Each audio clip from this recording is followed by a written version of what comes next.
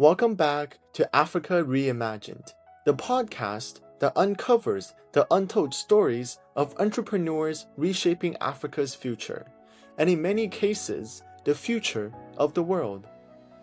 I'm your host, Eric Wang. What does it take to connect an entire continent? Not with roads, not with planes, but with something even more powerful: communication. Because before you can build businesses, before you can move money, before you can even scale technology, you need one thing first: connection. We often think innovation is about flashy apps or billion-dollar startups. But sometimes, the most important innovations are invisible, the ones that quietly sit underneath everything else.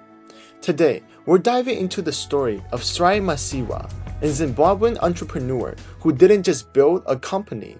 He built the foundation that allowed millions of others to build theirs. But his story didn't start with success. It started with rejection and a system that told him no. To understand Masiyiwa's impact, we need to go back to the early 1990s. At that time, telecommunications in Zimbabwe and much of Africa was extremely limited. Getting a phone line could take years, and even then, access was restricted to a small portion of the population. For most people, communication wasn't normal, it was luxury. Now imagine this. A farmer wakes up before sunrise. He spends hours harvesting crops under the heat. By the end of the day, he has something valuable to sell. But there's a problem. He has no way to check market prices. No way to call buyers. No way to know if anyone is even willing to purchase what he has grown. So he takes a risk. He travels long distances, sometimes hours, just to find a market. And when he gets there, prices have dropped, or buyers are gone, or the opportunity has already passed. That's what disconnection looks like. Not just inconvenience, but lost income, lost opportunity, and a system that keeps people stuck. This wasn't just a communication problem, it was an economic problem.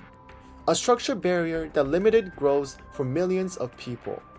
But while for most people accepted this as reality, Masiyiwa didn't. Masiyiwa had studied electrical engineering in the United Kingdom. He had seen what advanced communications systems looked like. And when he returned to Zimbabwe, the contrast was obvious. But instead of focusing on what was missing, he focused on what was possible. He realized something powerful. Africa didn't have to slowly build outdated landline systems like Western countries did. It could skip that step entirely. It could lead directly into mobile communication. Today, we call this leapfrogging, but at the time, it wasn't common thinking. It required vision. Masiyiwa believed that if people could communicate instantly, businesses would go faster, markets would become more efficient, entire economies could accelerate. But there was a major obstacle: the system itself. At the time, the government controlled all telecommunications. There was no competition, no private companies. So when Masiyiwa applied to start a mobile network, he was denied. No explanation, no second chance, just no. For most people, that would be the end, but Masiyiwa saw it differently. He didn't think, my idea failed. He saw the system is broke, and instead of walking away, he decided to challenge it. Masiyiwa took the government to court. Now think about that. One entrepreneur challenging an entire national monopoly. This wasn't just risky, it was almost impossible. The legal battle lasted years. During that time, his equipment was seized. His company couldn't operate. His financial situation became unstable. At one point, everything he had built was gone. No business, no income, no clear future. Most people would have quit, but he didn't. Because for him, this wasn't just about making money. It was about creating access. It was about building something that could change millions of lives. And that belief kept him going. Eventually, he won. After winning, Masiyiwa founded Econet Wireless, and this is where everything changed. At first, progress was slow. Phones were expensive, infrastructure was limited. But gradually, more people got connected. And once that happened, everything started to shift. Businesses became faster. Information moved instantly. People could coordinate in real time. And this created a chain of reaction. Because communication is not just a tool, it's a foundation. Once it exists, new systems can grow on top of it. Mobile banking, digital payments, online marketplaces, entire industries began to emerge. So Econet wasn't just a telecom company. It was a platform, a system, a starting point for everything that came after. Masiyiwa didn't stop in Zimbabwe. Econet expanded across Africa and beyond. This proved something important. African entrepreneurs are not limited to local impact. They can build companies that operate globally. And more importantly, they can solve problems in ways that reshape entire systems. Today, Africa is one of the fastest growing regions for mobile connectivity. And that transformation didn't happen by accident. It was built step by step by people who saw possibilities others didn't. So what does this story actually teach us? First, real innovation solves foundational problems, not just trends, not just ideas, but barriers that affect millions.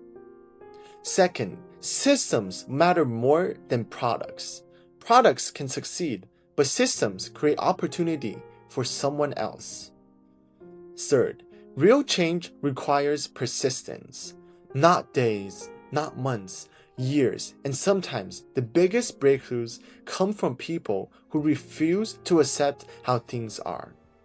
But to really understand Masiyiwa's impact, we need to look at what happened after people got connected, because building infrastructure is only the beginning.